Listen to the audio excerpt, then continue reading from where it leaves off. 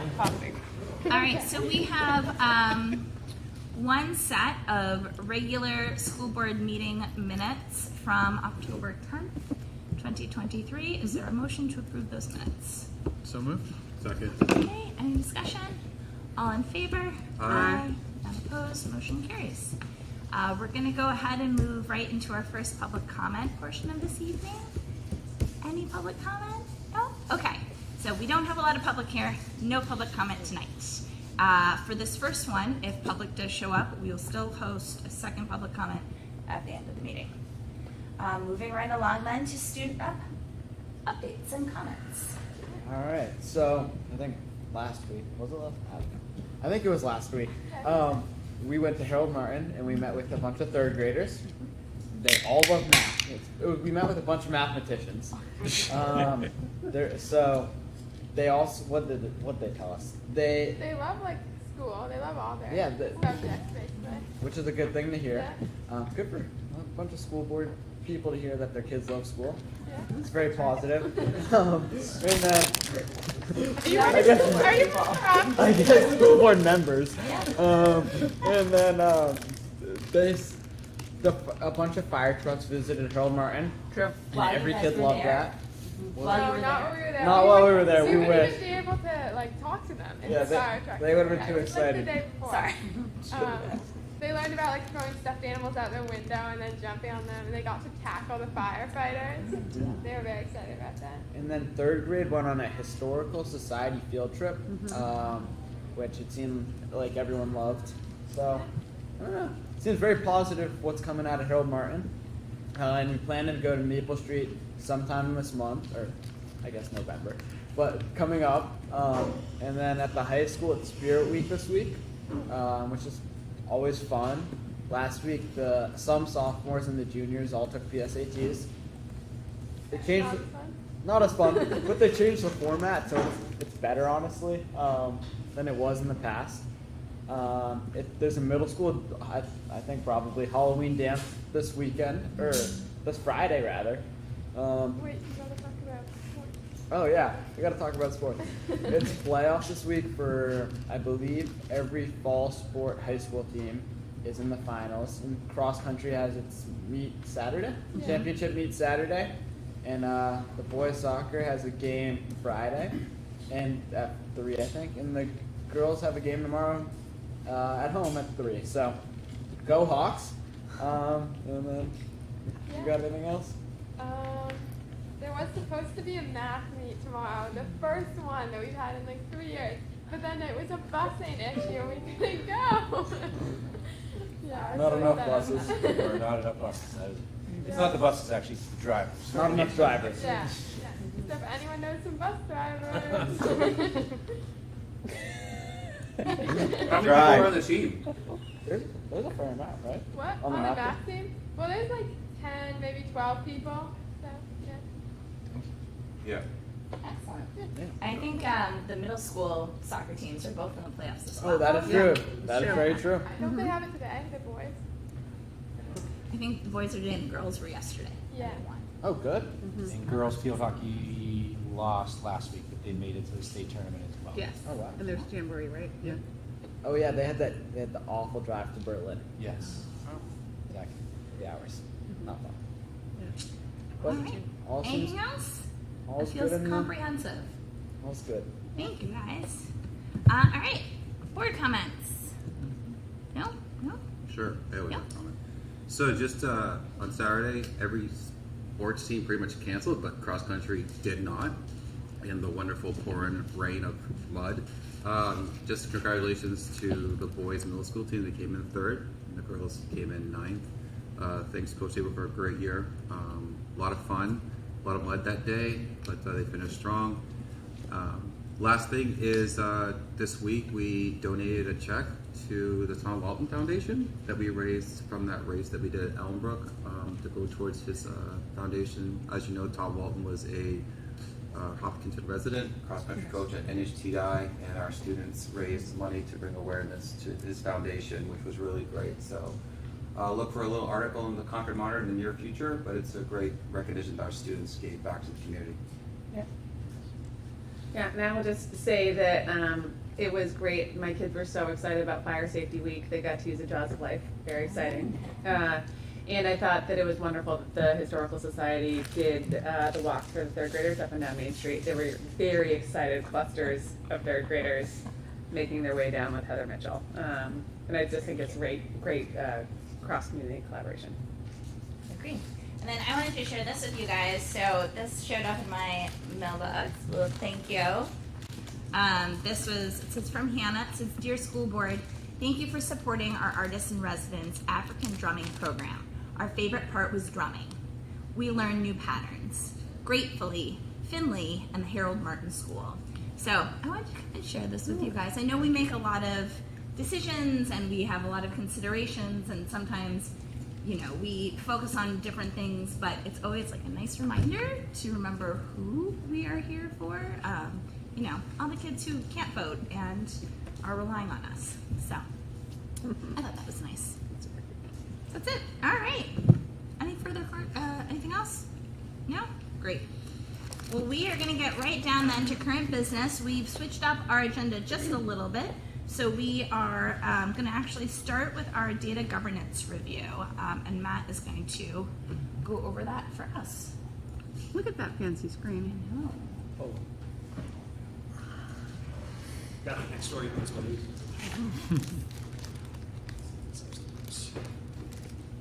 I'm usually helping other people present. So. This is also in the folder? Yes. Along with, also in the folder is actual manual that is more for information than we're expecting you to read. We have 45 pages of fairly dense procedures and all that stuff, but it's there for reference. So when we talk about student data privacy, we're kind of, try and remember why we care about it. Students in our care need cybersecurity as much as they need physical security, mental security, and all that kind of stuff. So we need to make sure that student privacy is protected, that obviously we have lots of online tools that we use, but we need to make sure that the vendors use that data only really in service of supporting our students. And then if there are data breaches, because it's 2023 and there will be data breaches, that we let people know about them, let them know the impact, and certainly make sure we can know what's going on. And of course, the laws come through for some reason. But there are several laws in this area. Of course, there's the granddaddy of student records privacy, which is FERPA, the Family Educational Rights and Privacy Act, which is actually going to be turning 50 years old next year. So it definitely dates from the time when student records meant pulling the expandable file folder out of the drawer, but it still applies in the digital age. And then we have a very specific New Hampshire law that started as House Bill 1612 and is now RSA 18966 that very much goes to that. And we'll talk about animation. And there are a number of smaller laws, and there are lots and lots of acronyms in here, so I'll just put some money on the table right now. But so FERPA essentially says that students or students of majority age or parents can control when records are released in general. That being said, it has lots of exceptions, and those exceptions are sort of necessary to run schools because we need to share data with vendors and all that kind of stuff to comply with law enforcement orders. There are several different reasons there. And then, that's a lot we have. This is the text of, as I mentioned, RSA 18966. Essentially, it says we have to catalog all of the digital tools that we use, review their software security, and ensure that it meets a set of minimum standards that is set by the state. So that was an interesting law passed without necessarily a lot of discussion by the legislature, and every school district in New Hampshire immediately said, we're going to do what now? Because no one's ever talked about this or has planned to do this. Fortunately, we had a wonderful local resource. There is an international consortium around student data privacy that was founded in part by Steve Smith, who is the director of IT for Cambridge Public Schools in Massachusetts. And Steve was wonderful at helping us get this whole effort started. So that is the Student Data Privacy Coalition, or SDPC. Can you just give me an example of a digital tool? Like what are we talking? Google Workspace, for instance. All of the sort of curriculum pieces that we have that have online components, all of those would count. So, Anything kids can access on their computer that is a website or software? anything that they would need to provide information like a login to, generally speaking, would count. So if they're getting student names, if they're getting birth dates, if they're getting, something like our student information system, there's quite a lot of the student's life is in there, so obviously that needs to be protected. But yeah, it's certainly, when I was talking about this with teachers and introducing that to them, they had the same reaction of like, wait, we have to do everything? And as we saw working with this consortium, we're able to actually take advantage of sort of the power of numbers. This is no longer a sort of Northeast thing. There's been great support from Utah, from California, from Texas.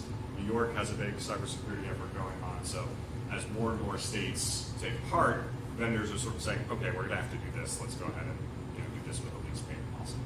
And that really was our goal for them as well, to say, listen, here's the terms we need you to sign one agreement with one school district in New Hampshire.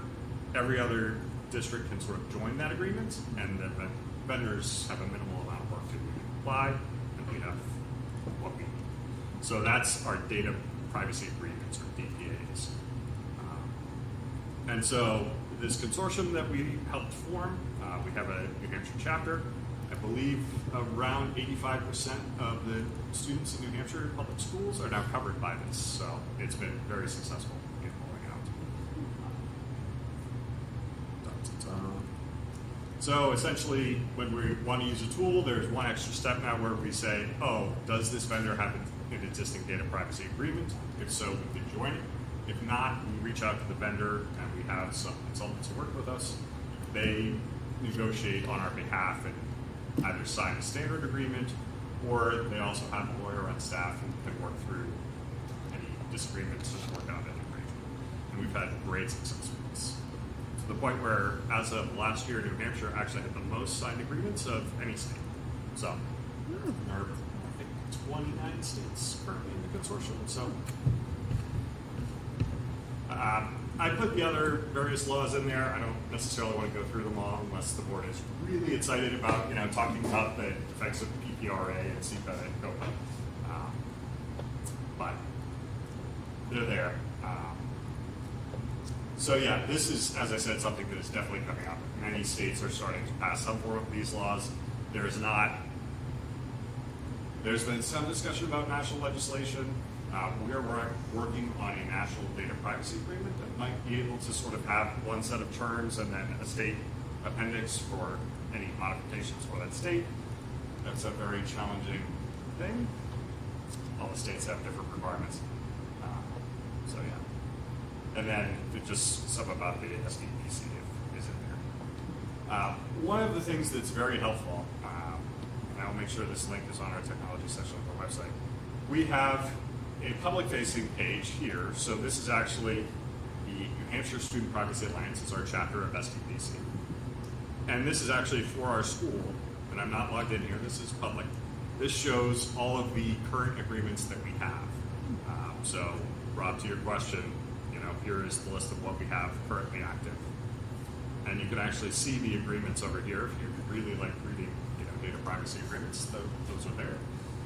But that ensures that for each of these vendors, we have an agreement in place that they will comply with New Hampshire law, that they know what New Hampshire law is. Just in theory.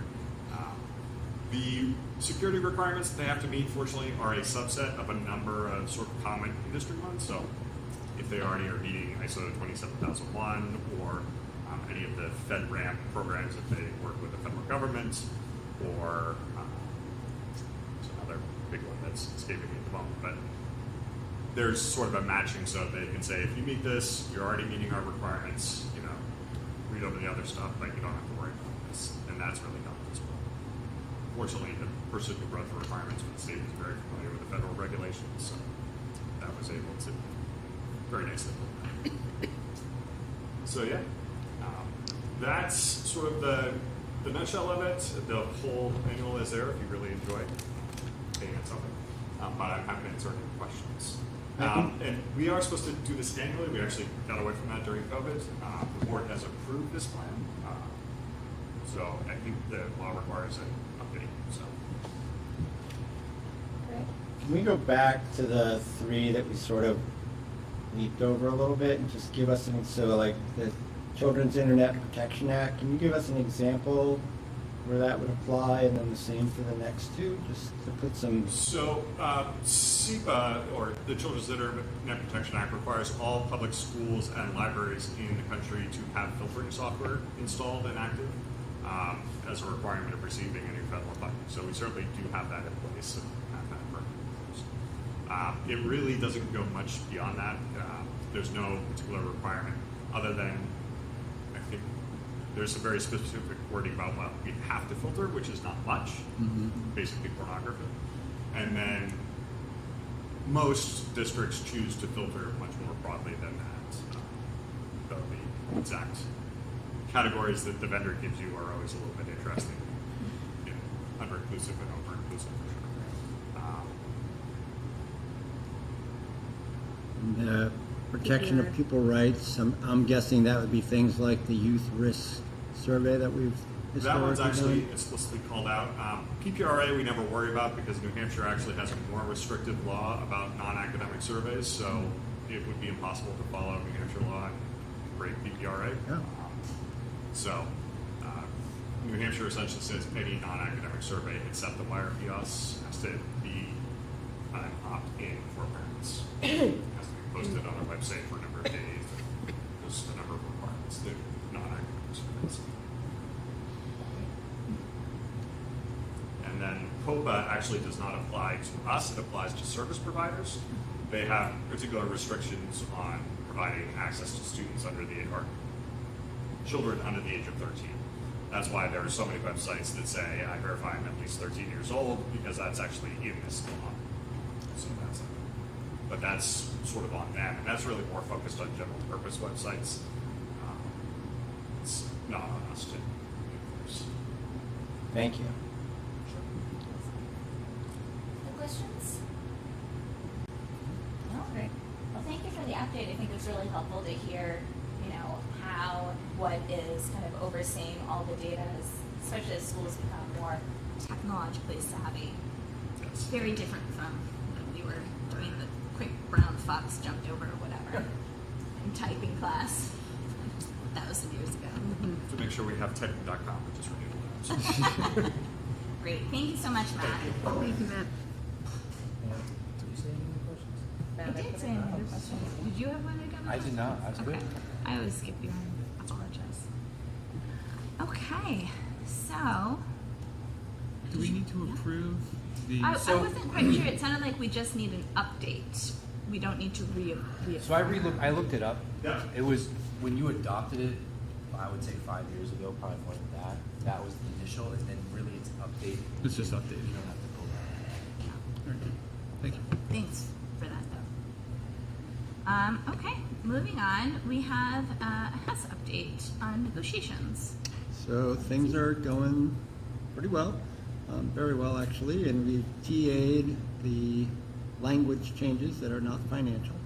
And now we're on to, the meat of the matter, which is salary, benefits, et cetera, and those conversations are ongoing. We've got a couple of sessions scheduled for this week and next week, and I believe we have a non-meeting at the end of this meeting to give you a little bit more detail. That's where we're at. Great. I just want to compliment Hess again, the language part both by the board and by them. Really easy, fairly easy. Some corrections, some little stuff, which is positive for both. So we finished that in meeting. So Great. we still feel anticipated target of our November 7th meeting, which we'll do about. Just in terms of, the language and how easy, for lack of a better word, that was, a lot of that speaks to the fact that Mike meets with Hess and HEA on a regular basis, and what's in the contract is clearly a part of those things because there were no surprises, as, historically there may have been. So those ongoing conversations make this process much, much easier. So good practice, and it seems like that relationship is strong. Thank you. Yeah. I don't know. All right. Well, now we'll get to the fun stuff. Yeah. Moving on to budget conversation. So it's interesting where we are on October 24th this year comparative to last year. So just so we can put it in perspective, the last 2 years we would have our initial October meeting as a board, discuss budget, then we go to our first work session. You get the first numbers, basically we'll call it the line items and operation items. We come back to this meeting, kind of throw the questions towards me and administration that you wanted us to dive into and dive a little deeper. And then actually next week, we would have gone back to another budget work session, kind of flushed out some more numbers in regards to salary, benefits, and discussion. We crammed that all into last week, which is good and bad, right? It's great because we don't have to come back for a fourth meeting in October. It's not necessarily bad, but we're way ahead of where we normally are. The couple of things we talked about last week at the work session were salary and benefits. GMR came in at 19%, so that's roughly a $700,000 increase in benefits alone. And then, again, very thankful to the community of Hopkinton who voted and approved on an HEA contract 3 years ago now. So all of those kind of fixed costs have gone into it. Now, just to reiterate what I always ask the departments and directors to do is put everything in for that budget work session, right? Because if it gets removed or it gets put on pause or if it gets cut, all the things, we're going to continue to talk about it as a community because let's use the grounds as an example. So grounds last year got cut. Jim brought it back again this year because he's continuing to echo the need to upgrade some of the things. So if it doesn't survive again, it doesn't survive again. So those initial lines that you guys all studied, I've heard back from Andrea on some notes. Finance met, and we really dove into some of these things. I think the vibe I just want to put out there is we still have a long way to go. We don't need to be making decisions immediately, and the administration meets on Thursday, and we're really going to dive into our things after hearing some feedback from the board on what we should be targeting. So I'm appreciative of how consumed the board is on this. You guys have all taken some really time and effort, and it's going to help us as we dive into what we're trying to accomplish, specifically trying to balance off the fixed costs from what we can manage in the budget. So that's my 2 cents on where we are. Just again to reiterate, we're very early on to where we were, and we haven't even got revenue, and we're trying to figure out everything. So I was going to kick it to Rob for a finance update as well, and then we can kind of have some open discussion. So, thanks, Mike. So we did meet in finance yesterday, and going into that, I think we had all spent some time looking at salaries and benefits, what I call operations, or the department and school budgets, and then the sheet that we received on changes, new positions. And I think we all knew that this was, let's put everything on the deck, all the needs, but that was not going to be a realistic number going forward. So in finance, we sort of worked through potential changes in all of those areas to give Mike and the leadership team a goal to work towards for reductions. So across those discussions, the number that we put on the whiteboard, felt like I was back in class, was $800,000 to $1 million. That would be a target to work towards in terms of discussions.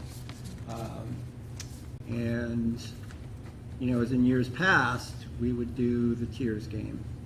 And as opposed to doing that, this would be the first round of Mike going back to both departments and to principals. What can we do? And I think that the reality is that most of that is in the operations side and on the position changes. As we all know, there's contractual obligations. We feel like we're staffed well. So most of the movement will most likely be in those 2 areas. And we are certainly looking for board input as to, I think we need to get to a sense of where we want to be and still execute the mission of the school district. So, and I missed last week's, my apologies, everyone. I've been catching up since then. Thank you for that, Rob. I think that where I'm trying to think through, and I know you guys talked about this last week, is there's like the macroeconomic stuff, which I would say is like contractual obligations, healthcare costs. I'd put transportation probably in there. Like there's a big Unknown around gasoline, oil, stuff like that. That's like macro that we don't know about. I think that there's, like you said, there are things that like I think it's good that the staff is like, this is what we would love, knowing that they still are, I think, coming in low from short of all their hopes and dreams. And I'm trying to go through and figure out what would be expedient to do now versus later. Knowing that some of like Jim's stuff if we kick the can down the road, it's one thing versus another. And then I'm also trying to think about where do we want to land as a district, knowing that the cost of educating children is just going up, and I think we're trying to stick to a certain standard. I don't have, thank you to the Finance Committee for doing that. I don't have a number in mind yet for where we want to land. And also going back to what you said, Mike, we're still really early. We won't have revenue until late November at the very best, and there's a lot of cards that have to fall there. And if I can just, Yeah. we really did focus Just just on the on- expense side yeah. because there really won't wasn't know. a sense to focus on the revenue side because all the cards are not in. Yeah, So. totally. And I think I'm just trying to figure out, because I was going through the top sheet that we got last week. There's a good chunk of that is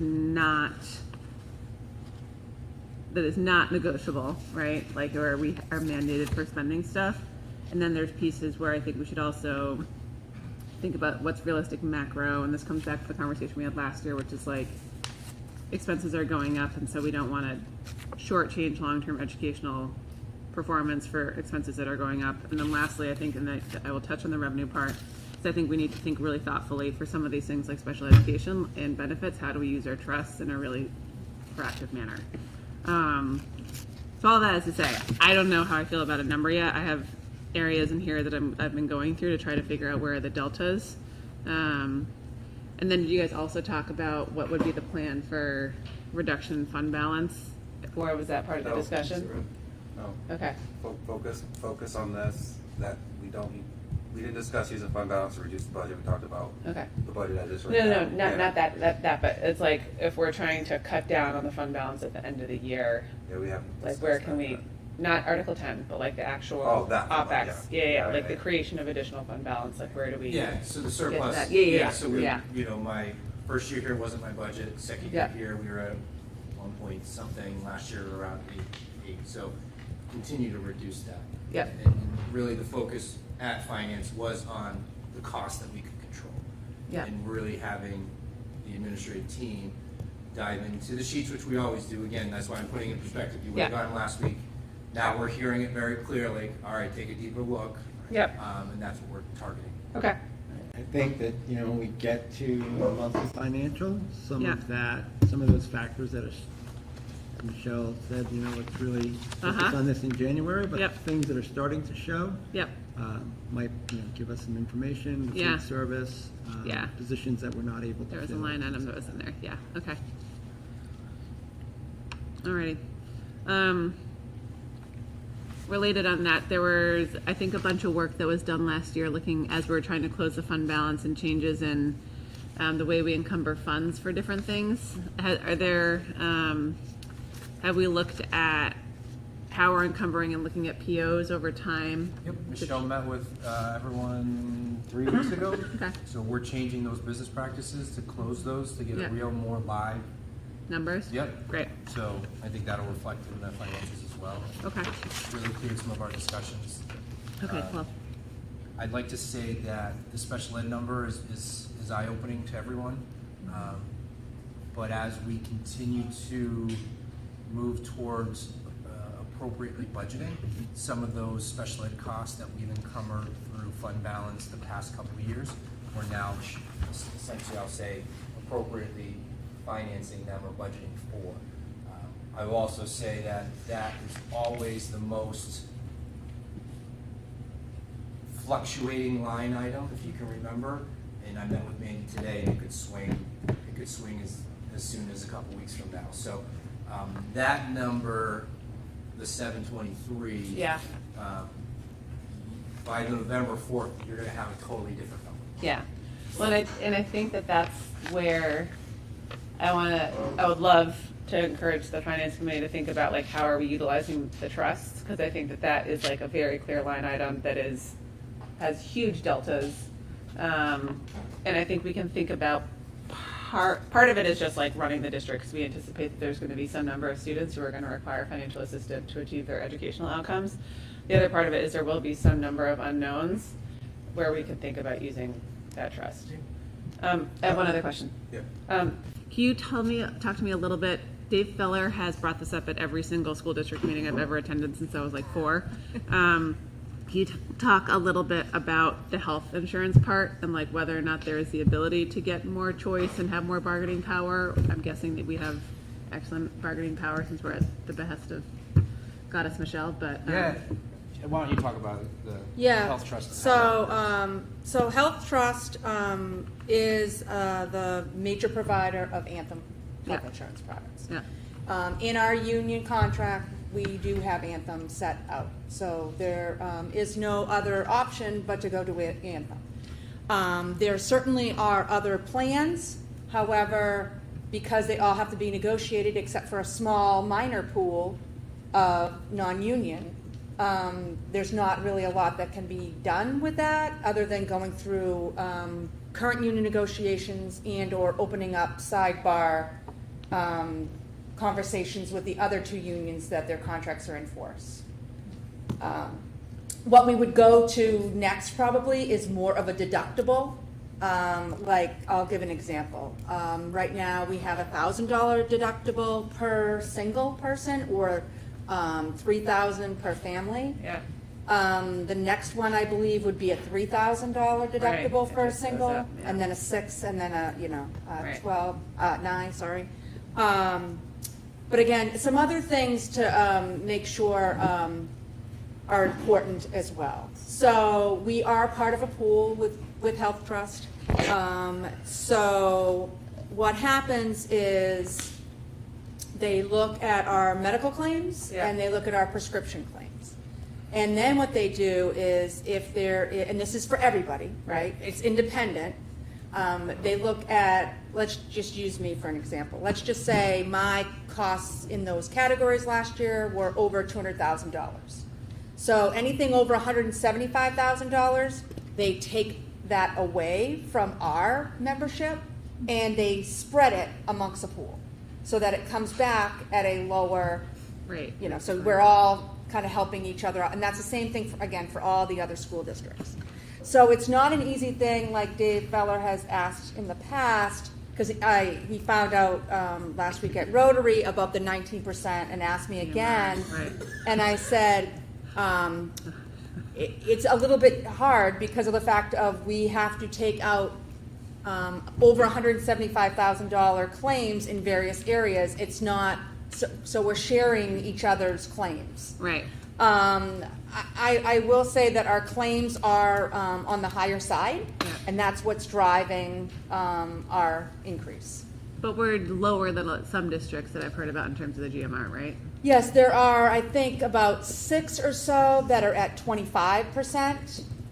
There are some in between 19 and 25, and then there's some underneath 19.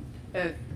I was at my superintendent's meeting on Friday, our regional one, so it was the Concord region, Yeah. and you have Kearsarge, those areas. We were right in the middle. Yeah. In that group, there was 25, a couple 25s, a couple 20s, and then there was about 2 or 3 that were down around 12 and 15. It's the reverse effect of the COVID years. Right. We got that.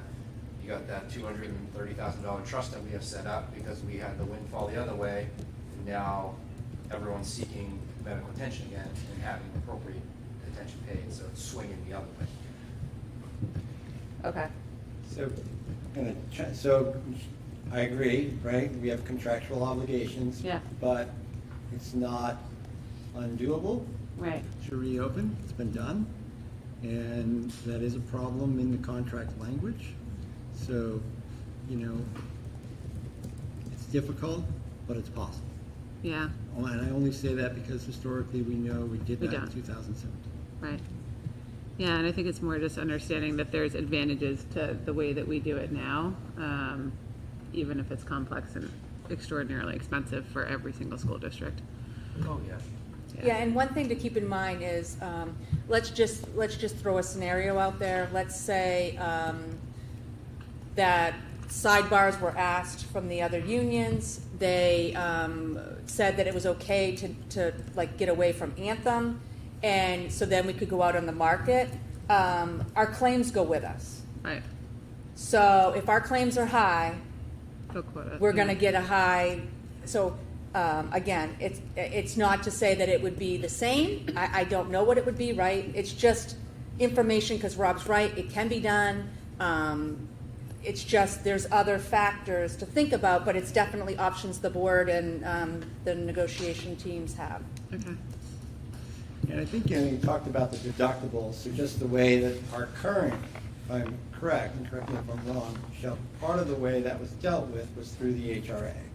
So those deductibles for people that are taking the health insurance, through the HRA, the school district picks up the beginning portion of that, and then the employee picks up the other half of that. So that reduced that impact. So again, there's, you know, there are Right. creative ways to solve the problem. Right. And I thought that was a very creative way at the time to do that. Okay. Okay. I just said a lot, sorry, be quiet. Okay, thank Well, you. that's the purpose, yeah. Yeah. And it's great to have the discussion. We hear from the community members, and we understand some of the feedback that we've received, and one is healthcare. I think our profession is very unique in New Hampshire. We're such a small state that they do that to protect each other, because we're smaller districts comparative to around the Right. country. Right. Just to go back to, you know, what David said last year, I believe it was at a budget committee meeting, about the explicit language in the contract being a problem. I would agree with him that is a problem. Yeah. I understand why we've done it that way historically, but it does tie everybody's hands. And Right. so, Okay. Okay. Norm, did you have a question or comment? Just a comment. I totally understand where if we're making a reduction, especially on the learning part, you know, having things has an impact on learning and stuff. And the one thing I want to counter on you, you mentioned kicking the can down the road for doing this. We need to stop that, especially if we're reducing the facilities budget and, you know, not able to get things up to par. In this, well, no, just in this. No, it took in me a minute this- to understand what you were saying. Totally. Yeah, Yeah. but Yeah. like Yeah. Mike had said, Jim put something in his budget last year. It was removed. He put it in the budget this year. It's removed. Kicking things down the can continuously led us to what? A building project, for example, right? Right. And so when I look at the budget, there's absolutely places absolutely to cut in this budget. Numerous times, Mike has said, give me a number, and I'll make it work. So it's a little tricky. I mean, of course, we need to know where the money goes and everything, but I just caution that us picking one over the other is a double-ended sword. So I just really want to make that very clear that we are maintaining a high level of learning for our students, but also a facility for them and a grounds for them to be in. So, I agree. I think that part of our job as a board is to, so the warrants come up and it's always seen as I think it's, I shouldn't say it's always, it's sometimes seen as an add-on. Right. Another $300,000. And I think, and we'll use CIP for an example. I think the better way to frame the conversation is, it is paying the bond before a bond is necessary. Right. Without interest. Right. That's what it is. Yes. And we can choose not to fund that trust, roll it and let it all go. But then we're going to be stuck in a position where we have to bond. Yeah. Versus saving annually so that we don't have to bond. Correct. So it's, you know, it's a pay yourself first approach instead of bonding. Yeah. That's a very good way to put it. And the taxpayers have an opportunity to vote. We put it in their hands. If they don't want to vote, they vote it down, and then we continuously have to vote down. We have no money to be able to fix what we need to fix. Then we're looking at a different resolution. Okay. Well, thanks to the finance committee for digging in. I'm just curious. Do you have a list of how where you found the $1 million, or where you were looking for the $1 million reduction? Because even just in terms of what was presented last week, was about little over 11%. So with the $1 million, we're still at about 7%. And that doesn't include HES or the CIP or any of the warrants. That was a long way. Did you guys come up with like line items or lists? Then you don't need to go through them now, but I'm just curious if that's available. Yes, Okay. yes. So, and it was more of my thinking that I shared with the finance committee than the finance committee's thinking, but it was predominantly in operations. I think, we've heard Mike say the goal was to go flat.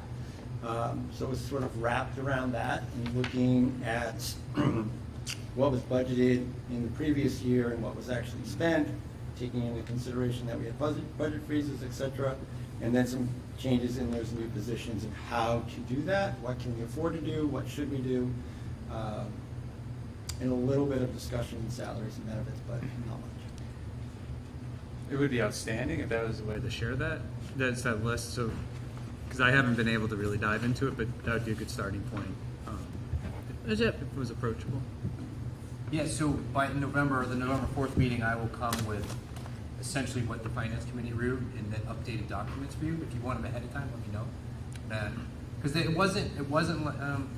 was more discussion rather than remove this or cut that. Sure. Right. Is that fair? Yeah, That's fair, right? yeah.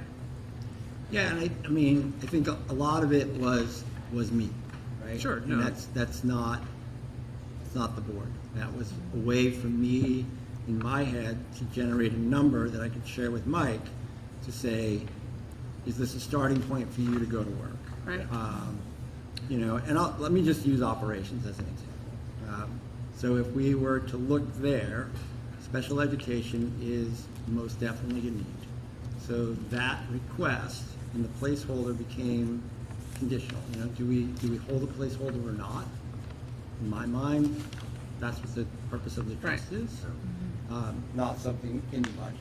But then all of those other budgets, department, school, SAU, hold to the 23-24. Difficult, and I recognize that prices go up, but we also make adjustments as to what we prioritize. And that was, almost 550,000 of my 770. Yeah, I think Rob is very correct. He had his opinion there. We all did it. That's what makes it so much fun. But I think a lot of it had to do with, Mike emphasized in the meeting that he wants to work with his team first. He wants to be able to meet with them, find out where they are on, if they do go flat, if they do this, and basically have an opportunity to say, hey, what is it that we actually really need in order to put into this budget? I think that's the next step that we're looking for as a finance committee, to let him do his job of his leadership team before we go through this to say, this is what we want out, this is what we want out. Because the whole point of this exercise was to put everything in here and have the community see, have us see all the wants and needs that goes into this budget. Now that we start, and we have a good reaction from the board, and wow, that's of course really high. We have a superintendent we hired that's going to have to go back to his team and polish it and come back to us with new paperwork and new numbers. Yeah, I appreciate that. Yeah. Would you be able to send me what your thoughts? That'd be great. Yes. Thank you. Yes. And I can just share what I did. I'm not on the finance committee, but I went through all 20. I think I numbered them. All of them. Yep. 23 sheets, Yeah. line by line. And what I did is I sort of ballparked where I saw possible reductions, and then I just asked a bunch of questions. Noting like areas that we routinely come in under budget, or what some things were if I just didn't know what they were. As a way to sort of, it's my hope at least, and take it this way, like to guide kind of some of that same conversation of like where reductions can be made that have the least impact on our educational services, but also, reduce a little bit so that we don't have quite such a big number. But I can share that with you too. That'd be great. I appreciate that. Yeah. When you guys were working through the discussion, was it because you were trying to get to a percentage increase? Like, how did you think through that? rationale in terms of a range that would make sense. So in my mind, it was a number, but then I equated that to a tax dollar Yeah. or to a tax rate. Right. And, you know, struggle with that concept, right? Because we know that most of our costs are salaries and benefits. Right. So this tax rate and what we can afford, this is, again, the difficulty of living in Hopkinton, single district, one town. Is this our forever reality or not? Right. And if we want it to be, this is what it costs. That's just the basic reality. So, you know, I don't get too balled up in what the number is. I come back to what did people ask for last year? What did they spend? What can we ask them to do? And again, I was thinking about it the other day, and it's like, you know, the wants and needs, it's mostly needs. Like, nobody's asking for things, and, you know, Right. they're not asking for confetti and you know, pink elephants here. It's needs. So it's a matter of when can we afford these things to move forward. I think of, you know, Mr. Stone's discussion of the smart boards. It was a major leap forward for our school districts to have one-to-one Chromebooks. Like, it's 2020, my kids always say to me. Right. I get the paper map out, they're like, Dad, it's 2023. So, you know, when you were teaching and you wanted to do an exercise, but you needed the computer cart, but 3 other people had signed it up, you were dead in the water. Right. And you had to like rework how you were going to do this. So we're finally getting to the point where we have modern tools to teach with, and those touch screens, you can just imagine how those little kids who are very Echo. motivated by those kinds of things, it's going to be helpful. Right. So these are not wants. This is 2023, soon to be 2024. Well, okay, so this is where my other thought is, because like when you go through and it's like, you know, we're rolling off of our agreement for electricity, right? So electricity is through the nose if you look at all those line items because we had a great price locked in. And there's some things again that we can't control, and then if it's like I think part of what I'm trying to figure out, and again I'm, you know, in theory a week late on this, is like not shooting ourselves in the foot, right? Because if we're asking in light of rising costs or additional educational needs in the special education budget, we don't want to be shortchanging the overall picture because we still need to be able to be providing an adequate. We still need to be resourcing even though costs are skyrocketing. And I don't know where that is. And I think it's like we just need to be really thoughtful, which I think you guys are being thoughtful. I just don't know where the mix is. I appreciate Rob's statement by saying the needs, right? Right, Because totally. I'll say put it all in, whatever you want. And a lot of them are needs driven, right? I think anything that was in there, we could sit here and tell you why. Right. There's no question about it. Right.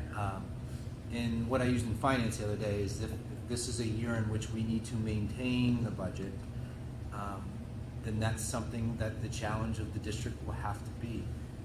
I also say repetitively throughout the budget process, we are a district of people and not things, and that shows in our costs. So when you talk about salary and benefits, that's people driven. So, you know, the elephant in the room needs to be said is if you're looking for significant costs, that ends up being human beings. It's human capital.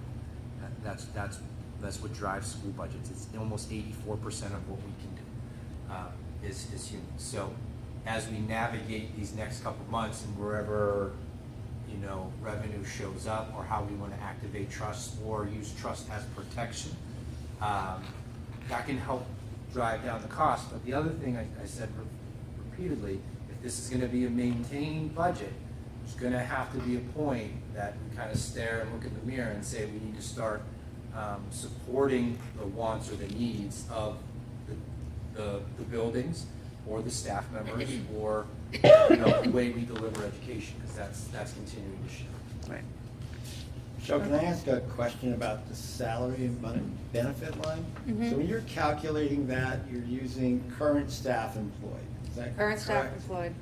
So I think the other thing we need to think about is we're clearly going to have some retirees this year, and how we go about Right. hopefully getting early to the game. I mean, that could be a swing of, you know, $100,000 or more. Right. to help us in that. And that's also a contractual piece that I've said since we've been here, that kind of handcuffs us, because they don't. The contract states they don't need to notify us that they're withdrawing their retirement until after school district meeting.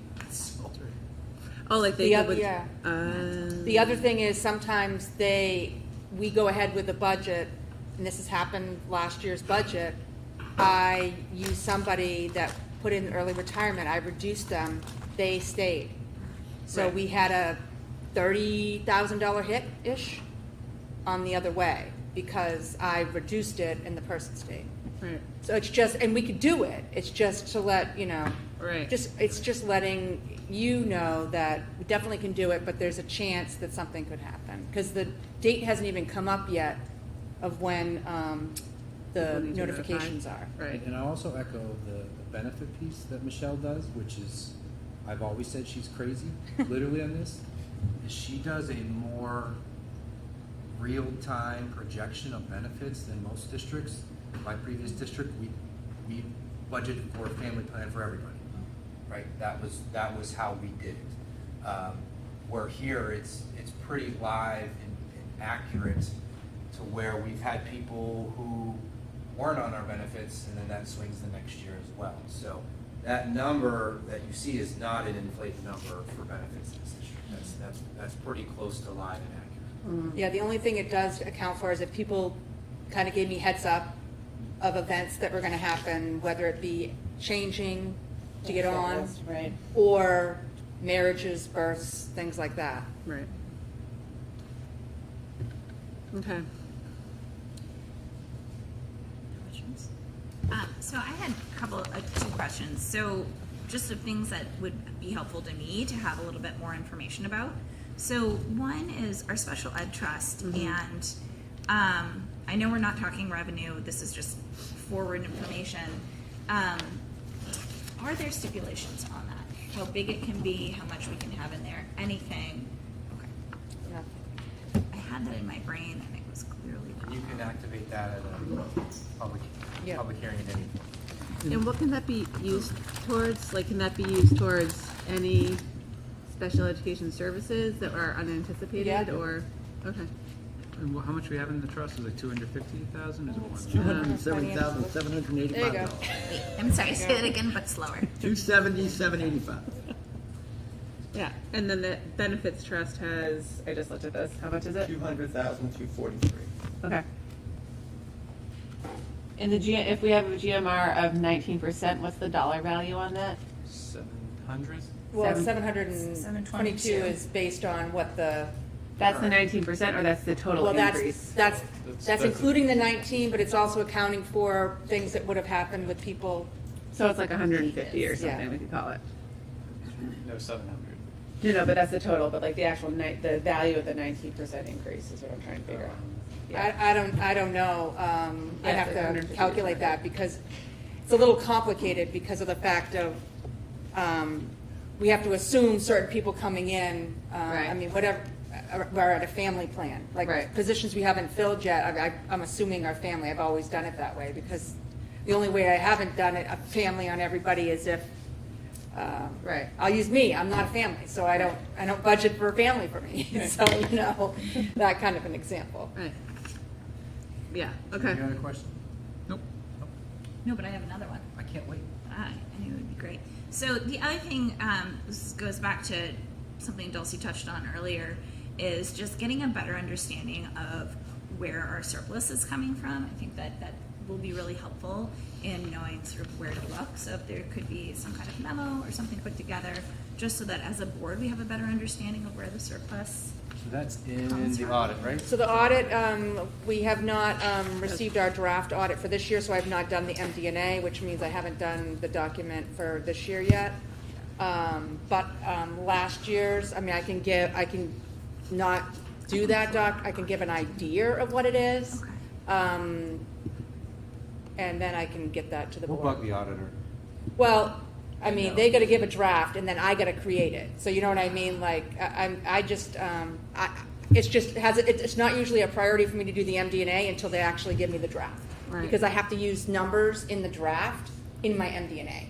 but I certainly can do not, there's a section that kind of gives combined total fund balance and stuff like that. I wouldn't be able to give that because that number I make sure, but I can break down what our fund balance is made up of.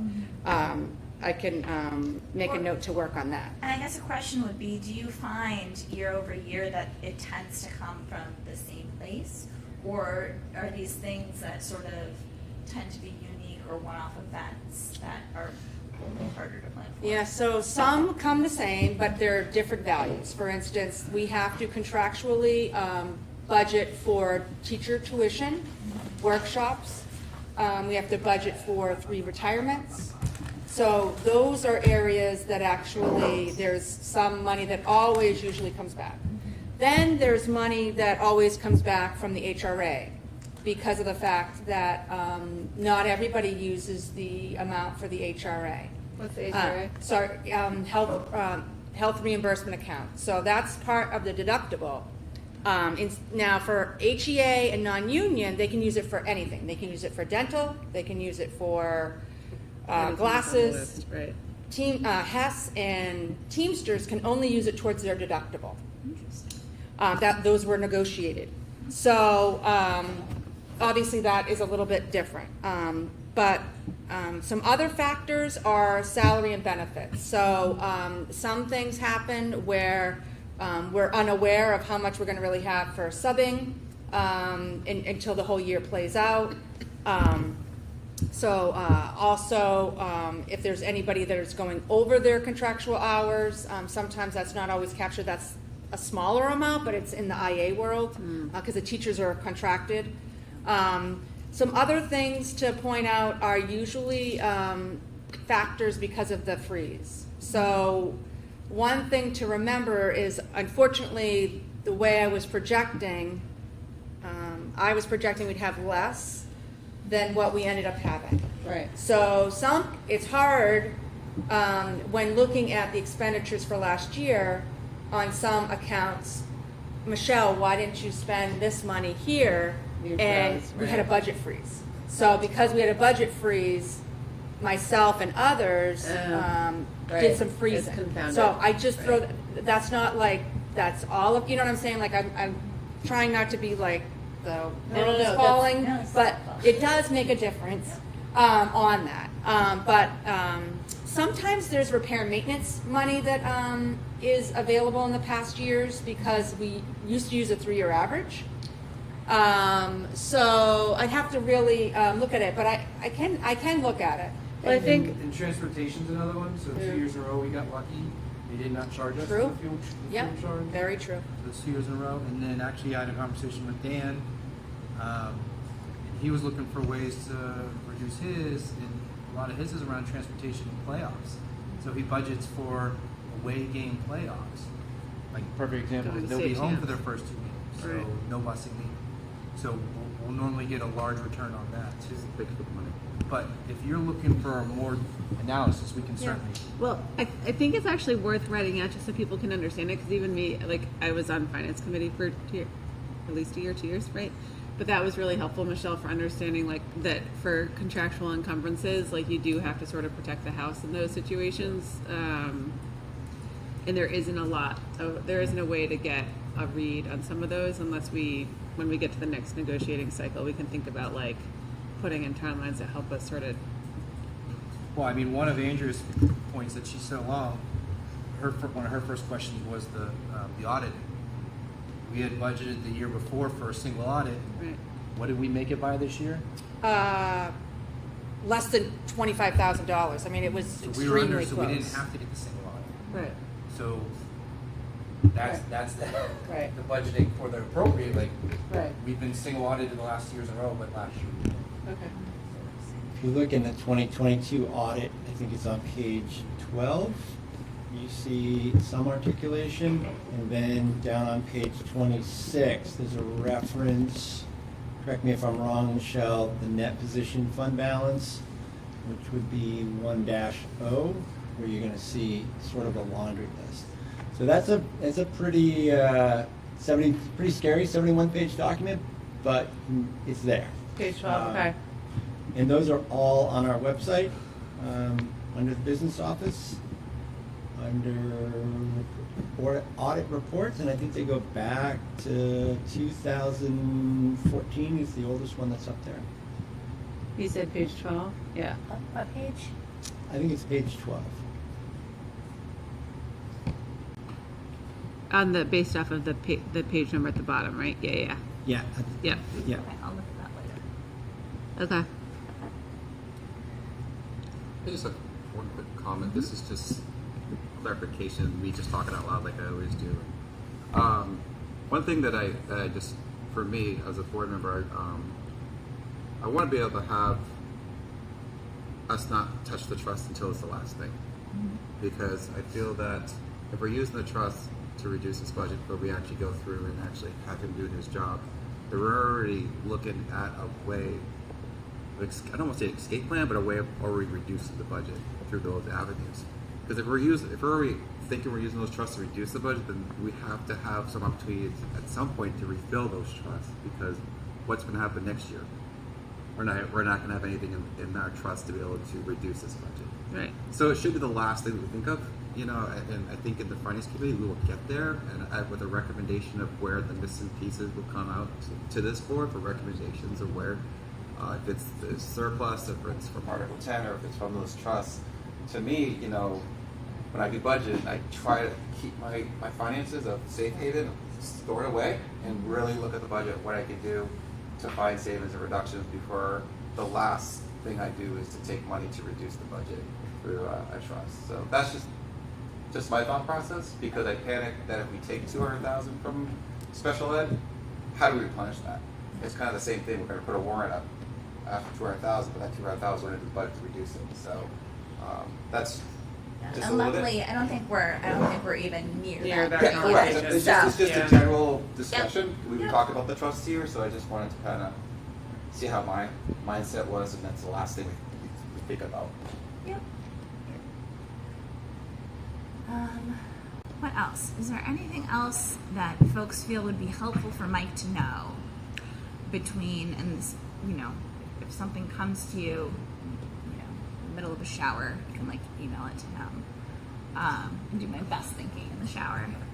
But is there anything else, again, I had sent over, and it went department by department, questions and generally like a suggestion on reductions. I know the finance committee has now sent some, specific suggestions or areas to look into. We've touched on special ed this evening as an area. We've touched on really looking at the operating budget. We've also touched on the realities of things that we have to pay for versus, the fact that part of what makes our district so wonderful are our people, but people are also expensive, and walking that line. Anything else? Yeah, I think when I do, I'll type something up for the finance committee, and then you guys can distribute it how you see fit. I'm gonna go through and also look at some of those like macro costs that we're facing as a district, so we can sort of pull that out, because I think that's a really important part for us as we work through the budgeting process in anticipation of a vote in March, like understanding and making sure we can clearly communicate what those are, that like we are either contractually committed to, or it's like electricity or stuff that we have to provide, Right. Which I think is really important. I retract my note on 1-0. That's just an explanation of all the different categories of fund balance, not the numbers. I'm still hunting. But It's 12. there. It's 12. It's 12. Been a It's 12. while. It's It's definitely 12. page 12. It's definitely page 12. Yeah, page That was 12. really good. Yeah. Okay. Right? Are we good? Anything else? So this is a process, and it's an ongoing conversation. We did not come to this meeting with the goal of making any hard and fast determinations this evening. The next step in this is going to be to have Mike and his team work through our questions and our reductions, and he's going to bring some back to this board on the 7th of November. Do you want any questions to be submitted to you by like this Friday? Like, what do you need? So for... our leadership team meets on Thursday this week to do budget work. Okay. It'll be the it'll be the first round of which I'm giving them, well, I'm sure they're all watching.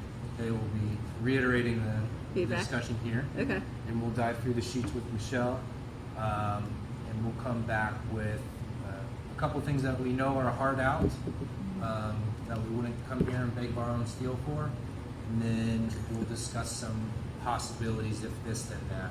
Okay. And then really get to maybe a new cost bottom line. And we have 2 meetings in November. And one, possibly 2 in December. I feel comfortable, yeah. And then we get. We and then- start talking warrants in December. Yeah, and we get Start revenue in putting all December. Okay. So we've got like at least 4. Well, if not, you can always add more if you want. Right. Again, we're ahead of last year, and we were fine last year. I don't think we had this discussion until the first meeting in December last year. Or January? Was it January? Oh, no, it was right before break, Yeah, I was gone. because I precipitated for the entire break. Break. Until the January, I think we came back on like January 4th. We did. And that was a disaster. Yeah, And totally. Michelle, you get revenue when again? So the state doesn't give their revenue until November 15th. Yeah, we've got a while. That's the biggest piece right But we numbers- know it, but we yeah, know it because it's The expenses. basically, it's the same as last year, right? Put it all together. Yeah. That's what I want. All right. Sounds good, thank you guys. Excellent. Yeah, thank you. All right, we will soldier on. Sorry. Okay. It's your favorite time of the night. It is my favorite time. So, it is time for policy. Yippee. So we have 9 policies that have come for a first read this evening. As a reminder, they come to the first read and are board only, and then second and final reads. Well, they're board only, though. Of course, you could request them, but there usually changes between a first and second read. Second read and final reads, I put all of those in the public folder with draft on them because they are drafts. So we have 9 policies. Everything that you see in here were the results of the 2022 legislative session. And so our first goal in policy right now is to finish up that legislative session. It was a huge one. 2023 was even bigger. So we really want to work through these before moving on to the next. So I will go through the policies. If folks have questions, you're welcome to ask them, or you can find me later. So I'm just going to start going right through. So our first one is policy IHBA, which is programs for students with disabilities. The only change on this one was that the date of birth changed from 21 to 22. And this is something that was a legislative change. Mandy immediately implemented it even prior to the policy being up to date. We actually have a policy on that. Like, if you don't have a policy, what do you do? This was a legislative mandate, so of course we provided those services. So we now cover individuals through the age until their 22nd birthday. So it covers them for their whole 21st year of life. The next one is it's policy IHBAA, which is evaluation requirements for children with specific disabilities. Again, this is a required, legislatively required policy. The change in this one is we now have something that is called the Hopkinton School District Special Education Procedures Manual. That is actually monitored and reviewed by the state. And so it used to be that they put a lot of that stuff in policy, and then boards would have to change the policy anytime there was a change in that manual. Now the manual is under the purview of Mandy, our special ed director, and then the state, goes in and asks her for it, and she's able to make those changes. So that's what that policy is. Our next one is the policy IHBAB, which is special education evaluations. You'll see that there were several changes made through here. But really what this does is it spells out exactly what we are obligated to provide for students and families. And there were no like major changes. It was really just bringing it up to date. The last time this was looked at was 2012, and lots has happened in the time in between. The fourth one is policy IHBG, which is our home education instruction policy. Can we go back? Yeah. Sorry, I got my computer was dinging and I was trying to make Sure. it stop and I got distracted. So. Yes. Mike, the special ed evaluations, new process, lots going on there. Do you see a financial impact for us there? You're talking about the new screening for Yeah. dyslexia. Yeah. We were a district that was already doing it, so it's not a change of practice for us. So we were already ahead of the game. Yep. Thank you. Yeah. Sorry. Okay, so our home education instruction, we had a very small paragraph on that in the past. It was like 2 lines. So again, this policy had been originally adopted prior to 2006. There had been legislative changes in the meantime that really spell out the district's obligations as well as parent or guardian obligations. No major, like, there's not a change in procedure. This just spells out what we do. Mm-hmm. Next up, this feels like a throwback, but policy EBBD is indoor air quality and water quality. The biggest change to this one was the amount for the limit of lead exposure in school drinking water. That was a very recent change, and so we had been in compliance, and then they made the change. We tested everything. The amount allowed is smaller now, which is good. We don't want our children having lead. So we made sure that this spells out how our district is in compliance and what we'll do if we don't have it. But basically, we've got water stations. That's where kids drink from. We have not had lead levels detected in those water stations. We changed the filters. So that's the big one there. I have a question. Sure. How often are we testing those? 3 times a year. How many times? 3 times a year. 3 times. Okay. Thank you, Yeah, sir. there's a line in the budget for it. Perfect. $1,000. That's awesome. Thank you. We're keeping that line. Yeah, we have to. All right, the next one is the policy EBCA, which is the crisis prevention and emergency response plans. We actually just revised this in January of 2022, but again, there was a small legislative change, and It I'm actually was the drawing a blank on what resubmission of the plan by October 15th. Yeah, Just- right. That's right.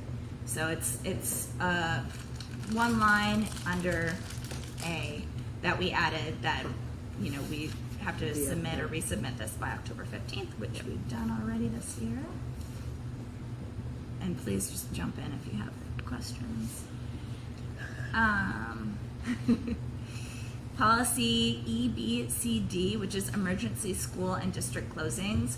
This is the combination of policies, and so it covers all school district closings that used to have emergency closings in one policy and school district closings in another policy, and so And how you're able to do it and how you. Yes. I had to notify everyone on the radio. yeah, I think it's still a thing. it is in here. I've not. We've taken I've not out done that radio is 3 not years in here, yet. but TV we still announce on television. So again, this just spells out if we're closing the school and district for any reason, what are we going to do? And again, that one was prior to 2006. All right, 2 more. So we have policy JFAM, which is education of military children and military connected students. This was not a policy that we had, but it is one that we should have.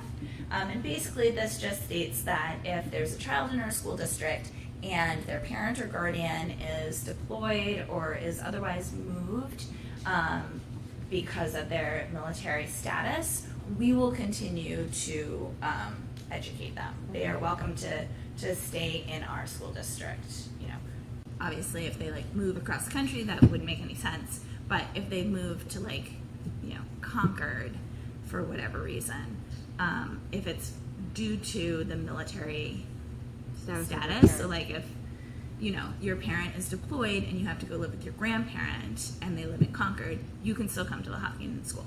Mm-hmm. So that's that one. And then our final one is our wellness policy. It's policy JLCF. And this is another one that had not been looked at in some time. We had to make small revisions annually, again, because of either legislative changes and to re-up it for, I believe, for some of our food service funding. But what we did is we really took a look at the entire policy and said, so if it's in the policy, we have to be able to like actually do what we say we're gonna do. And so if it is not something that we can really, like if our policy had said, and it did not say this, every child must eat an apple every day, and we have no way of monitoring children eating an apple every day, then it should not be in the policy. And so we went and we removed some language that basically the policy committee felt that as a district was not something that really should be captured in a policy. And I see Rob grinning at me. Don't get into the big goods, Rob. So, Cupcakes in classrooms, and what can we have at basketball games? That's all I want to know. well, you should read this policy. I did read it. You still don't know. It says I'm not more than one day, so I think it's fair game. Uh-huh. Yes. We Yes. crafted that sentence appropriately.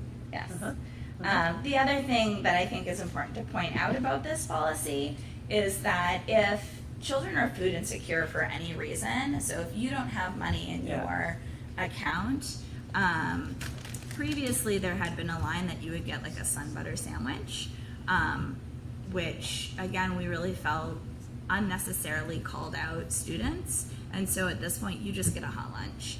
And there will be other procedures in place to connect with that student and their family. But that, as far as the policy goes, you get a hot lunch. So that's it. Those are all of my policies. Holy nine. Not my policies. We're It's back. the policy committee. Please expect lots of these very fun conversations. We meet again next week, so if you have comments or questions, you can send them our way. Okay. We do? To all to just Mike or to those? You can send them to Andrea. Andrea. Yeah, you Andrea. can send it to me. I'm the Perfect. You got it. head of that Oh, committee. awesome. All right. Any other questions on that? I look forward to continuing that. Okay, so now we are on to our consent agenda. Sure, so let's start with the new hire resignations that we have. So we have two new hires. Brian Walter Powers, he is going to replace Charlie Webb, who retired a couple weeks ago, Harold Martin part-time custodian. Denise Frost is a new inclusional assistant at Harold Martin. And we have two resignations, Albert Fisher, this bus monitor, and Sydney Duda, Harold Martin inclusion assistant. So those are the hiring and resignations. As far as Schedule B regular, we have another Maple Street School Performing Arts Club nomination for Kim Sink. Then we move on to the winter slate for the sports, and there's all of them are now filled. There was some already filled, and so Rob is on here, and as long as some others that are mainly the normal ones, or I shouldn't say normal, the usual ones that have come in the past. So those are looking for board approval. Great slate. I'm gonna ask that we separate it out, because Rob is under Schedule B Winter, so I would ask the board to approve Schedule B Winter coaches as approved. As presented. So moved. As represented. Second. Second. Whatever. All right. Any discussion? All in favor? Aye. Any opposed? Any abstain? Staying. Got it. All right. All right, you're in. Can I ask a question about Schedule B. So I know that in September, the middle school performing arts nominee had stepped down. Is there Right. finding a new middle school performing arts person? It's there tonight. Middle school, not Maple Street. So, Oh, sorry. Middle school drama Okay. after school program. I Not don't yet. know about Okay. that. No, we- that was the one you were, I mean, there was somebody that resigned. it was Nancy. Yes, Yeah. but yes, we have not got a new nomination for that. Okay. Yep. I There's will been a check. couple others that we've gotten, that we haven't got a new nomination. I will check with Chris tomorrow on that. There was a PLC leader for Maple Street a while ago. We still don't have a nomination for either. And is the Destination Imagination line, is that new? For the So coordinator? it's in there. We've not had it in our budget for eons Uh-huh, because of the fact of we never had it filled. right. So, but it is a contractually approved to the voters Schedule B position. Okay. We are navigating the world of Maple Street and Harold Martin robotics right now. We were blessed with some substantial grants last year to support those programs. As always, the rules and guidelines change on grants, so we are trying to navigate how to support those through money in the budget. We're trying to work through that with Patrice and Carrie right now. We think Carrie still might be able to qualify. We're working with the state. And is that like Lego robotics or what? That's where it gets all funky. So where Patrice is mainly Lego based, doesn't meet the qualifications, I believe, of what we're trying to do. So if for some reason there's discussion, we're still trying to work through that financially. Okay. Sorry, Michelle, keep going. Oh, no, it's okay. So the last thing before I get to the other financial parts, there were 3 donations from an anonymous individual for $500 for the 2nd grade, $500 for the 5th grade, and $500 for the 7th grade. So thank you to them for donating for that. Next, I'll talk about the financial. So one thing in the drive and also on the district website is the quarterly report. That's our first quarter of 23-24 that is in there. We'll now talk about the September financial. So a couple things to point out on the revenue side of things for the general fund. We received approximately $58,000, or we will receive because we haven't got the money yet from the state. We've been notified. Special education aid is in actuality going to be less than we budgeted for. So what will happen is when we revise our revenues for when the tax rate is set, we'll have to take care of that amount of a reduction. We received just under $7,000 additionally, though, from the state, from their education freedom account that we were not aware of at the time. Not all staff is encumbered yet because we still continue to hire. And then even when we hire, until their fingerprints and their physical is done, they don't get encumbered because they don't have a contract. But with that being said, the general fund is moving up in a good direction. It's just over $244,000. Some key points to point out, Rob kind of mentioned it earlier. There's a couple hires that we are not going to be doing this year that are in the budget. There's also been some changes to personnel based on who left and who came in. That accounts for that, as well as changes with the health options. As far as food service goes, right now it's looking like the fund balance we had at the end of last year, just over $81,000, is going to help us to the point of just about being flat. We will not need $150,000 like we budgeted, so that'll be another area. At this point, as you can see, we need just under $7 million. That could go up, that could go down over time, but again, definitely not $150,000. Had we not had the $80,000, $81,000 though, we would have been probably looking at about a $90,000 deficit that we would have to have funded. And I'd be happy to answer any questions if there are any. Michelle, can you just give me a Cliff Notes version of how the special education aid formula works? So it's 3.5 times their base cost. And there's some things that qualify and some things that don't. And it's based by each student. And then you get a certain amount more than that if it's 5 times the state cost. So unfortunately, when we were thinking of things, things changed, and so that's why we're getting less than we anticipated. I have to review with Mandy before we do our revenues for next year to make sure, do we need to go lower? Because again, we have to factor in who ages out, all these other elements. Okay, so what you put in the budget as your budget number is not coming from the state. It's, you know what the formula is, but you're sort of backing into what you put in for the revenue? Okay. Yeah, and it actually comes from the prior year.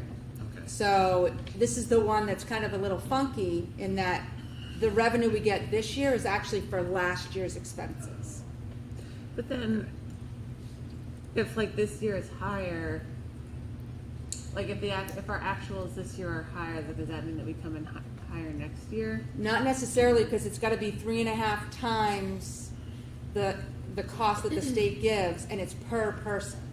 So that's what I've got to work with Mandy to determine. But as far as this budget, the state makes you go no higher than the amount that actually they know is the most you're going to get. So I know I will have to reduce our revenue by $58,000 for the tax rate of this year. Then the conversation will be with Mandy, looking at what we know now, but as Mike said, there's things that are changing even in a couple weeks. How much do we want to go at? Because obviously, we're going to have to make up. I mean, we had extra money that the board decided that was going to use to reduce taxes. Well, this is going the other way, right? So based on what we know now and what could happen, my conversation with Mandy will be, do we stay at what we're getting this year? Or do we go a little lower? Do we go a little higher? Because again, it all comes into play next year about this time when we get the number from the state from last year's expenditures. So that increased revenue of about $200,000 that we talked about board meeting or two ago, we're going to take 58. So It's that less, yeah. That answer your question? That was a great Cliff Notes version. I appreciate it. And I think that's it. Michelle, I got 2 quick questions Yeah. for you. So the food service 150, that's still living in the not yet encumbered 1.6. That's correct. Okay, and then on the total income, currently at 45,000. Is that mostly sales, or where does that come from? Total income Yeah. is sales. And food sales. And it's either coming from individuals and or state and fed. So we're a little above where we were last year. Little above. Yep. Thank you. Yep. All right, I'll keep it short and sweet this evening. In your board packet is an overnight field trip request. Rob, how was that last time? I think you have to abstain from that one too. Is this the first time you guys did it, or you've done it before? Been doing it for years. And it's fun? Rob, you have to abstain from that, so I'm gonna separate that one out. So, I would ask the board to approve the overnight field trip presented by Roth in the folder. So moved. Second. Great, any discussion? All in favor? Aye. Any opposed? Any abstain? Abstain. All right, and then 2 other things. Recently, the past 2 weeks, I want to commend the middle high school. They had 2 stay puts in place. And the reason why I'm kind of speaking about it publicly is I'm very proud of the communication coming from that building. It can be, anytime, it can be frightening when you receive a message, but now that we've classified it through our emergency operation plans, the community is learning some of the lingo, and they've done a good job of when they put it in place, and then they do a great job of when they're saying it's all clear. A couple questions have come in on why are we not essentially notifying Maple Street when that occurs, or Harold Martin. And I would just remind everyone of the age of the students and the use of the cell phones within the buildings and classrooms. far more inaccurate information could come out of the middle high school a lot quicker than at these two schools. So we will monitor these two buildings as needed to see what's going on in and out at the time, but I just want to say that the students have done a great job during those situations, so thank you. And then second update is 2 weeks ago I spoke about the ABA position, the Assistant Business Administrator position for Michelle, who's retiring. I wanted to say quitting, but I'm not. No, I'm not Is quitting. retiring. So we have some highly qualified individuals that have applied for the job. So I'm probably going to put together an interview team to begin those interviews within the next couple weeks to see where we are. I know, Jim, you had mentioned making sure we get someone qualified, not necessarily in a rush, but make sure. I feel as though there's several in there that we want to make sure we interview to see if it's an option, if it's a fit, and make sure if there's an opportunity. Because I will reiterate from when we last met, there are now 2 more business administrator positions that have opened, and it's becoming harder and harder to fill. So just wanted to give you an update on that. And really that would be it. So you have any questions? Sorry. Questions either? And that ABA position would be a temporary position. So so remember it's a transition plan, which is very important to note. So the ABA position, we will essentially be interviewing for a BA position. That person would have to, through the negotiation, or negotiate the accepting of the ABA position with the thought of, with the plan of transitioning to Michelle's position, and then becoming the BA. It's a unique, I'm very fortunate that the board is supporting this, but you can't supplant 18 years of institutional knowledge. And I mean, Rob and I, we were laughing at finance. Rob was like, okay, you have to talk to me like I'm a teacher and not a business administrator. Actually, I think my words were the slow kid who sits in the second row. Yeah, I think that's the so point. it's, I'm very fortunate. So we want to make sure we get someone of quality and then wants to be a part of the plan. I think that'll be a unique negotiation factor, because some people may be a current BA and it's a step back. Some people might be not a BA at all, and it's a transition to the BA position. So just wanted to update you guys on that. I know you want to be a part of it, or updated as well. Dope. All right? Yeah. So with that, I would ask you to accept the rest of the consent agenda as presented. I'll move that we approve the consent agenda as presented. Second. Great. Any discussion? No. And this is pulling out the 2 pieces we already voted on. Yes. All in favor? Aye. Any opposed? Any abstain? Motion carries. All right, so moving on, we have committee updates. Good news, policy committee is already gone. Oh, you're also CNA though. I am also CNA. So the curriculum and assessment committee met last week. It was last week. Yeah. And as you recall, our goal this year is to really look at report cards across the district to make it more seamless both for our teachers as well as our parents. And so when you go from 3rd to 4th grade or 6th to 7th grade, you don't have to relearn an entire way of reporting, both reading report and just so that teachers also have some similarities across the grades. So we took a look at all of our report cards and made some comments about them. We're going to continue that work all year long. We also heard from Kate Ragluth about the Seal of Biliteracy, which is a proposed, really it's an assessment. There is no third-party assessment right now for our world languages, and so this would be that. It's also something that would be helpful for students who go on to, the 4th and 5th years of language to feel really proud about their accomplishments. And if they choose to go to college, something that they can bring along with them as well. And then we also heard of a proposal for a new science course. Last year, the program of studies was redone, and so we've had to sort of follow the juniors and seniors because there was some realignment of requirements, and so making sure that all the kids get all the requirements they need to graduate, and not miss any of those just because we change things. That's what we're up to. We got finance. I think we did finance, but I'll do safety while I'm here. Oh, great. So, talked about card access and the intercoms and the keys being distributed during the summer, the flip charts, which are really cool, are in all the classrooms, all the buildings, all the staffs, kitchens, custodians, all that good stuff.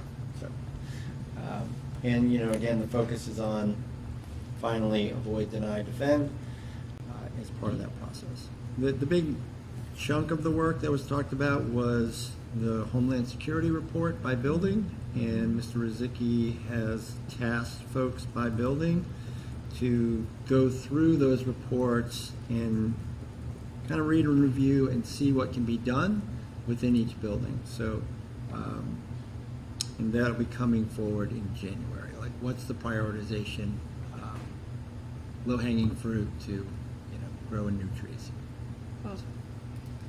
Oh, and opportunity for SAFE grant from the state of New Hampshire is also on the table. Which I found out on Friday. Great news, actually. So the last round we did not qualify for because that was federal, and the qualification will change because the next round is state. So we will be back in the running for an opportunity. So last year, the $90,000 big one. This is probably smaller amounts of money, but still impactful. Yep. Jackie? We meet this week. Okay. Yep. Um, Can we hop over to meetings? Yeah. EMC is meeting this Thursday. As you guys might remember, I think 2 meetings ago, we gave everyone on the board the copy of our audits. The goal for this Thursday's meeting is for building-wide subcommittees to basically process through all of those and amass all of our questions into a summary. But then we can come up with a list to kick back to our auditor, Margaret.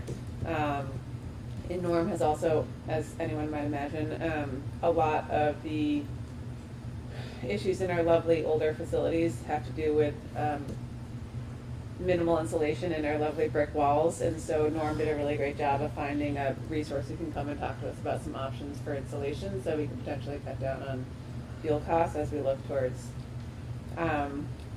minimizing energy usage. So look forward to some great updates in the next couple of weeks. Yeah, that guy's really excited. He's a Hopkinton resident, and he's really excited to come by. Great. Good job. I think I also need to do budget committee. Yes. That happened. It did happen. After. Yeah. Yeah. Sorry. There's a lot of stuff going on. So, thank Michelle for spending a lot of time with me going through the monthly financial and the MS-25 so I could kind of not assume that everybody understood the language and went through all of those in quite a bit of detail. There was some requests or some questions. I think that they would like to see a CIP presentation at some point in time during the upcoming months. There was a question about the lead scenario at Harold Martin School, which I at the time did not have great knowledge of, and now I've met with Jim and I have much greater knowledge, so I'll bring that back to them. And then, yeah, we'll, keep cruising along. So things will start ramping up here. Guys, question. Do they want a CIP presentation before we bring the CIP to them as a warrant? Or, I guess... I think, yes, I think that they want to see and have a presentation of what's in the CIP, how it's constructed, just the thought process and the roadmap behind it, excluding what the ask would be. Yeah. So just a better general understanding of what it currently looks like. Just add one thing. They're going to be having someone come by to discuss their role as a budget committee. And Neil mentioned last night the select board that he's going to invite this board, select board to attend the presentation.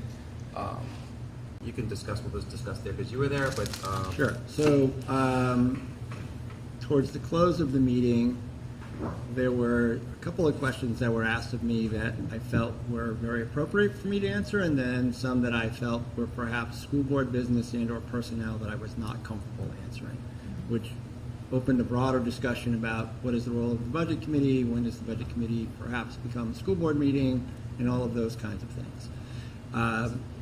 Last year, I think at the end of the year, there was a discussion about a broader sense of what is the role of the budget committee, and there are two types, and ours is not advisory; it's whatever the other term is.